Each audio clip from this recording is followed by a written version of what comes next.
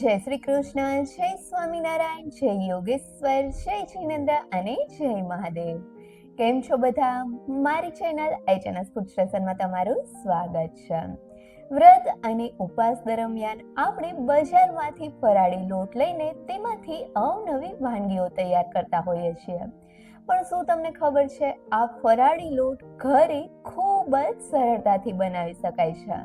તો ચાલો પરફેક્ટ માપ સાથે અને એકદમ સરળતાથી આ ફરાળી લોટ બનાવવાની શરૂઆત કરીએ.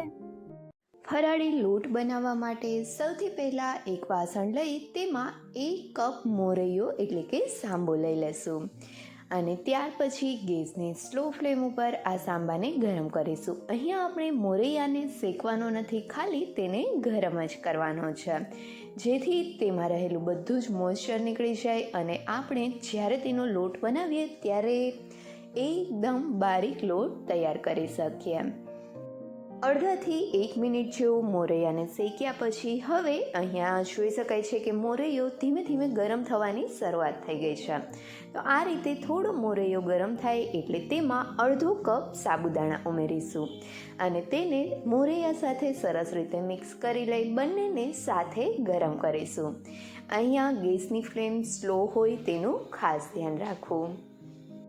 2 મિનિટ જેવું બધી જ વસ્તુને સરસથી ચમચા વડે હલાવતા મિક્સ કરીને ગરમ કર્યા પછી અહીંયા જોઈ શકાય છે કે મોરૈયો અને સાબુદાણા બંને સરસથી ગરમ થઈ ગયા છે.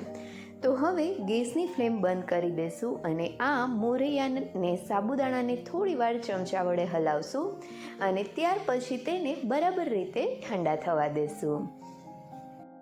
થોડી વાર પછી અહીંયા જોઈ શકાય છે કે મોરૈયો અને સાબુદાણા સરસથી ઠંડા થઈ ગયા છે. તો હવે તેને મિક્સી જારમાં લઈને તેને ગ્રાઇન્ડ કરીશું અને તેનો એકદમ બારીક પાવડર તૈયાર કરીશું. આ પાવડર તમે ઘરઘંટીમાં પણ તૈયાર કરી શકો છો. અહીંયા તમે જોઈ શકો છો કે બંને વસ્તુને ગ્રાઇન્ડ કર્યા પછી એકદમ ઝીણો પાવડર તૈયાર થઈ ગયો છે. તો આ રીતે મિક્સી જારમાં જ એકદમ બારીક મોરૈયા અને સાબુદાણાનો લોટ તમે તૈયાર કરી શકો છો.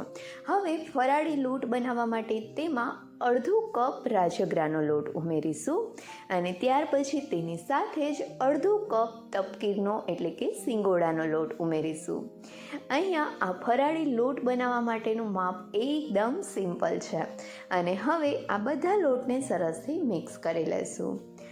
બધા લોટને થોડા મિક્સ કર્યા પછી હવે એક મોટો બાઉલ લઈ તેમાં સ્ટ્રેનરની મદદથી આ લોટને ચાળી લેશું, જેથી કરીને સાબુદાણા અને મોરૈયાને પીસતી વખતે તેમાં કોઈ પણ કણી રહી ગઈ હોય તો તે સરસથી ચડાઈ જાય.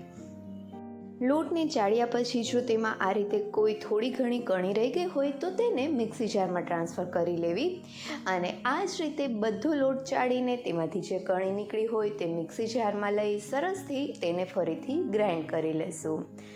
તો હવે આ જ રીતે બધા લોટને ચાળી લેશું. તો અહીંયા તમે જોયું કે આપણો આ ફરાળી લોટ બનાવવો કેટલો સહેલો છે અને તેનું માપ પણ એકદમ સિમ્પલ છે. 1 કપ મોરૈયા સાથે અડધો કપ સાબુદાણા, અડધો કપ રાજગરાનો લોટ અને અડધો કપ સિંગોડાનો લોટ છે ને એકદમ સહેલું માપ. આ લોટને તમે એરટાઇટ ડબ્બામાં ભરીને 2 થી 3 મહિના માટે સ્ટોર કરી શકો છો અને આ ફરાળી લોટમાંથી તમે અવનવી ફરાળી રેસિપીઝ પણ બનાવી શકો છો, જેમાં તમે ઢોકળા, પાત્રા, ભાખરી, ભજીયા, થેપલા, પુડલા એ સિવાયની ઘણી અવનવી રેસિપીઝ તૈયાર કરી શકો છો. તો હવે બજારમાંથી આ ફરાળી મોંઘો લોટ લેવાની જગ્યાએ એકદમ સહેલી રીતે જ તમે ઘરે એકદમ ચોખ્ખો ફરાળી લોટ બનાવી શકો છો. તો હવે બજારમાંથી ફરાળી લોટ લાવવાની જગ્યાએ તમે પણ આ ફરાળી લોટ ઘરે જ બનાવજો. હવે અહીંયા જોઈ શકાય છે કે આપણો આ ફરાળી લોટ તૈયાર થઈ ગયો છે. આ ફરાળી લોટને તમે કોઈ પણ એરટાઇટ ડબ્બામાં ભરીને સ્ટોર કરી શકો છો. આ લોટને આપણે ભરીએ ત્યાં સુધીમાં જો હજી સુધી તમે મારી ચેનલને સબસ્ક્રાઈબ નથી કરી તો નીચે આપેલા સબસ્ક્રાઈબ બટન પર પ્રેસ કરો અને બાજુના બેલ આઇકન પર ક્લિક કરો, જેથી તમને મારા નવા વિડીયોઝનું નોટિફિકેશન મળતું રહે. તો હવે તમે પણ બજારમાંથી આ ફરાળી લોટ લાવવાની જગ્યાએ ઘરે જ એક વખત આ ફરાળી લોટ જરૂરથી બનાવજો અને મને કમેન્ટ કરીને કહેજો કે તમને આ ફરાળી લોટની રેસીપી કેવી લાગી. જો રેસીપી ગમી હોય તો વિડીયોને લાઈક કરજો અને તમારા ફ્રેન્ડ સાથે શેર પણ કરજો. અને હા, મારી ચેનલને સબસ્ક્રાઈબ કરવાનું ભૂલતા નહીં. Thank you so much.